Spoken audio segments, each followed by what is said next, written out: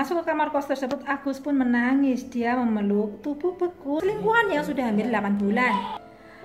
Dia lalu memotong-motong tubuh Nur Atika, tapi sebelum itu dia sempat mencium keningnya, memeluk tubuhnya dan mengucapkan kata permintaan maaf, baru kemudian memotong-motongnya. Kisah lengkapnya seperti ini. Jadi pada awalnya mereka itu sangat bucin luar biasa, budak cinta luar biasa, tapi berakhir dengan kekejian yang tidak kalah luar biasanya juga. Halo sahabat YouTuber, apa kabar? Semoga semua baik-baik saja. Terima kasih sudah klik video ini, dan bagi yang belum subscribe sekarang, dan bagi yang udah subscribe, terima kasih sekali.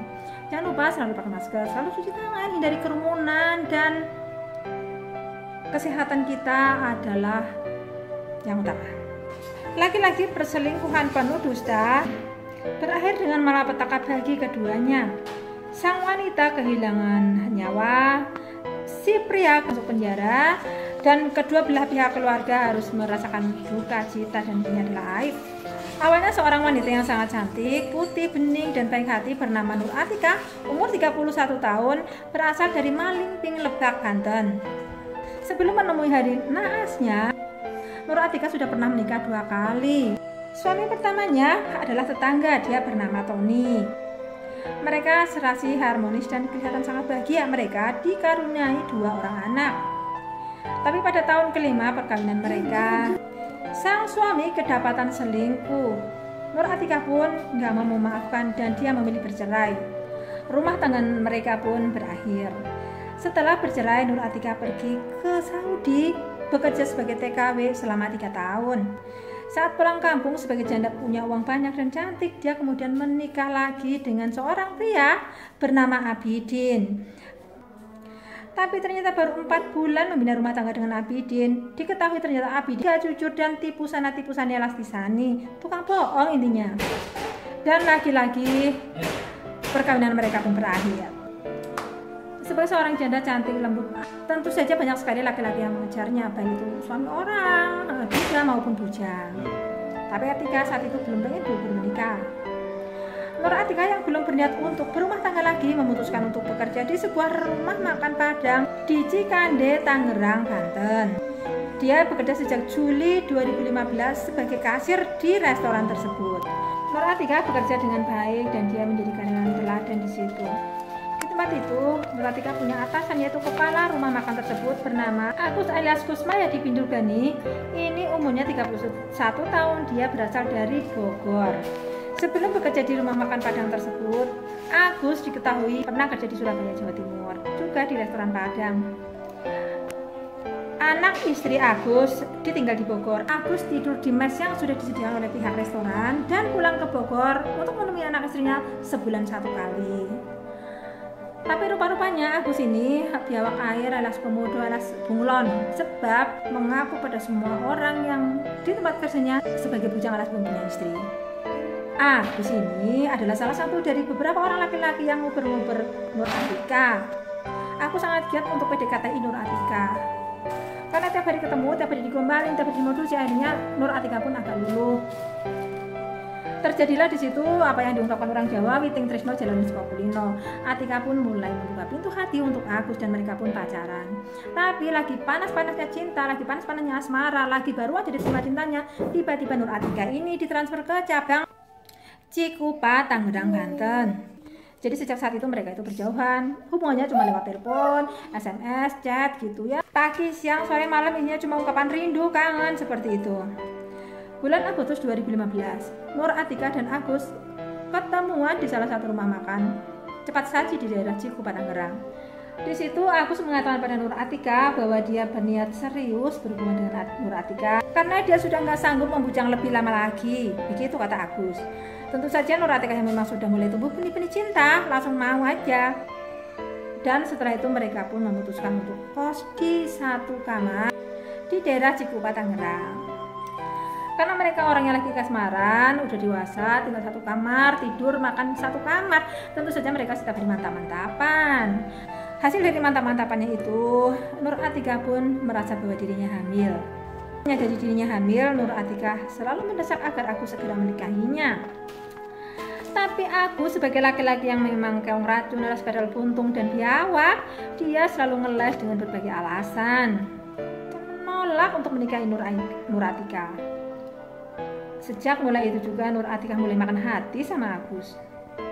Apalagi roman-roman dan hangatnya cinta Agus sepertinya mulai luntur pada Nur Atikah. Sejak diketahui Nur Atikah hamil mulai membesar, Agus makin kasar pada Nur Atikah.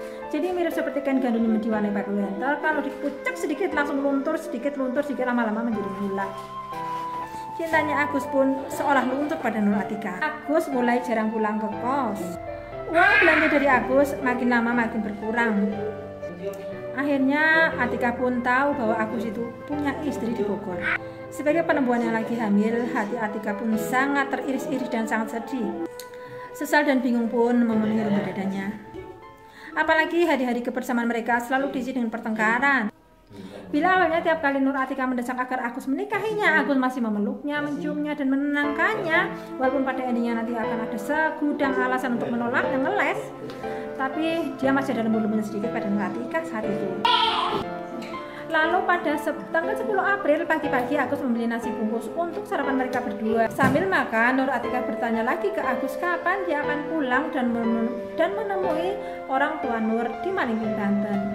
Saat itu Agus mengatakan lagi, sabar, nggak perlu buru-buru pulang.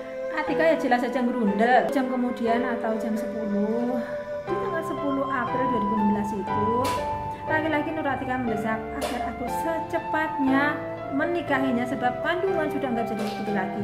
Tapi saat mereka ribut, Agus pun ngomongnya nggak kalah sengit, sehingga membuat Nur Atikah juga tambah marah.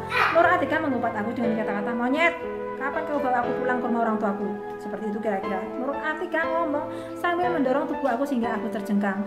Saat itu juga Agus langsung tersulut emosinya. Dia kemudian memiting tangan Nur Atikah terus menekan leher Nur Atikah selama 30 menit. Saat dia dipiting, Nur Atikah udah tolong-tolong dan teriak-teriak supaya ada tetangga yang menolongnya. Atikah sebenarnya dengar bahwa ada tetangga yang ketok-ketok pintu, tapi oleh Agus dibiarkan saja. Nur Atikah sudah tidak mampu lagi menjerit karena lehernya sudah ditekan oleh Agus. 30 menit kemudian Agus melepaskan cengkeraman dari leher Nur Atikah dan kemudian menyadari bahwa Nur Atikah sudah tidak bernafas lagi. Lalu Agus pun bangun dan berusaha untuk membangunkan Nur Atikah dengan berbagai cara. Tapi Nur Atikah sudah nggak ada. Nur Atikah sudah kehabisan nafas dan Nur Atikah sudah kehilangan nyawa. Agus yang sadar bahwa Atikah sudah meninggal, dia pun menjadi sangat kalut. Dia terus berupaya untuk membangunkan Nur Atikah selama 30 menit. Setelah agak tenang, Agus pergi dari kamar tersebut dan balik ke rumah makan tempat dia bekerja. Di tempat kerja Agus menemui temannya bernama Erik. Dia meminta bantuan pada Erik, tapi Erik yang saat itu sedang bekerja mengatakan Erik tidak bisa membantunya saat ini, tapi bisa membantunya nanti malam. Saat itu Agus tidak mengatakan bantuan apa yang dibutuhkan dari Erik. Agus yang panik dan khawatir mulai mencari cara dan akal bagaimana untuk menghapus jejak dari pembunuhan yang sudah dia lakukan. Saat malam hari sambil berjalan pulang ke kos, Agus membeli plastik tempat sampah atau polybag berukuran sangat besar. Dia lalu membawanya ke kos di mana terdapat tubuh Atikah yang sudah mulai beku. Lagi-lagi Agus menangis di dekat jasad Nur Atikah. Lalu dia memeluk Nur Atikah, mencium keningnya dan mengatakan dia sangat menyesal dan meminta maaf pada Nur Atikah pada semua yang sudah terjadi. Sejurus kemudian dia mengambil golok yang terletak di bawah rak TV, lalu secara perlahan-lahan dia memotong tangan kanan dan kiri, bahu kanan dan kiri dari jasad Nur Atikah. Kemudian dimasukkan ke dalam polybag besar yang tadi dibawanya, lalu diikat atasnya. Kemudian jam 8 malam Erik pun datang ke kosnya Agus, tapi Agus mencegah agar Erik tidak masuk ke kamar. Dia hanya memberikan tahu bulat lewat. Saat Erik tanya apa isi kantong tersebut, Agus mengatakan, wes talah bro, gua enai. Gak usah tanya-tanya, langsung dibuang aja.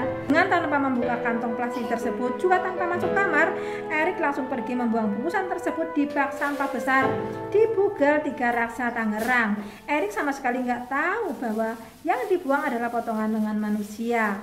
Malam itu Agus tidur di mes, restoran Padang tempatnya bekerja. Tapi malam itu Agus itu nggak bisa tidur. Bayang-bayang Nur Atikah yang sedang mengandung anaknya membuat rasa sesal menumpuk di dalam dada. Tapi Agus juga nggak mau dipenjara. Lalu pada pagi-pagi tanggal 11 April 2016 jam 8 pagi Agus kembali ke kos untuk membersihkan darah Nur Atika yang berjajaran di lantai. Saat itu jasad Nur Atika mulai mengeluarkan bau tidak sedap. Agus menyimpan selimut dan kasur yang bersimbah darah di kamar mandi. Saat itu Agus mendengar tetangga berkata kalau ada bau busuk bangkai di sekitar sana di lokasi tersebut. Agus pun sangat kaget. Untuk mengecek kata-kata tetangga, dia bertanya pada tetangganya tersebut, apakah tetangga juga mencium busuk bangkai tikus? Tapi justru tetangganya bilang, ini bau busuk yang aneh, sebaiknya kamu telepon polisi saja. Jam 5 sore Agus balik ke kos. Agus yang gemetaran, resah dan takut lagi-lagi memotong pangkal paha kanan dan kiri dari jasad Nur Atika. Tapi kali ini agak sulit karena kaki itu panjang. Saat dimasukkan ke dalam kantong plastik nggak muat. Kantong plastik tersebut tidak bisa diikat bagian atasnya karena kaki lebih panjang daripada kantong plastik tersebut. Saat itu Agus pun pergi untuk membeli gergaji dan dengan gergaji itu pula Agus memotong-motong kaki Nur Atika sehingga menjadi lebih pendek untuk kemudian bisa dimasukkan ke dalam kresek. Lalu Agus membuang bungkusan kresek tersebut. Lalu Agus membuang bungkusan tersebut di sebuah sungai yang jaraknya sekitar 500 meter dari pasar Tiga Raksa, Cikupa, Tangerang. Agus yang sudah tidak mampu lagi berpikir membiarkan jasad Nur Atika yang hanya tinggal kepala dan badan dengan perut membesar begitu saja di kamar kontrakan mereka. Malam itu Agus pun memutuskan untuk kabur ke Surabaya. Hari Rabunya tanggal 13 April, para tetangga kos Nur Atika mencium bau tidak sedap yang berasal dari kamar kos tersebut. Mereka pun rame-rame memeriksa kamar tersebut dan pemandangan medis pun terlihat oleh mereka. Jasad Nur Atika yang mulai membusuk seolah boneka manekin, hanya tinggal kepala dan badan tanpa kaki dan tanpa tangan. Saat itu juga warga langsung melaporkan kejadian itu ke Polsek Cikupa, Tangerang. Polisi pun datang untuk olah TKP dan evakuasi jasad wanita malang tersebut untuk diautopsi. Kepolisian dan tim forensik menemukan bahwa tes DNA yang tertinggal di kuku dan sidik jari adalah milik Agus. Sejak saat itu polisi mulai memburu Agus alias Kusmaya di Pindulgani. Dan foto-foto Agus pun disebar sebagai DPO. Seminggu dalam pelarian, Agus pun selalu memantau berita tentang Nur Atika. Tanggal 21 April 2016, polisi berhasil menangkap Agus di sebuah rumah makan Padang di daerah Karangpilang, Kota Surabaya. Hari itu, tanggal 21 April, polisi juga menerbangkan Agus langsung ke Polres Tangerang untuk diinterogasi. Agus sangat kooperatif. Dia mengakui semuanya, bahkan Agus juga menunjukkan lokasi-lokasi di mana dia membuang kresek berisi potongan kaki Nur Atika. Sayangnya polisi belum berhasil menemukan potongan-potongan tubuh tersebut. Atas perbuatannya itu, Agus dijerat pasal 340 KUHP tentang pembunuhan berencana.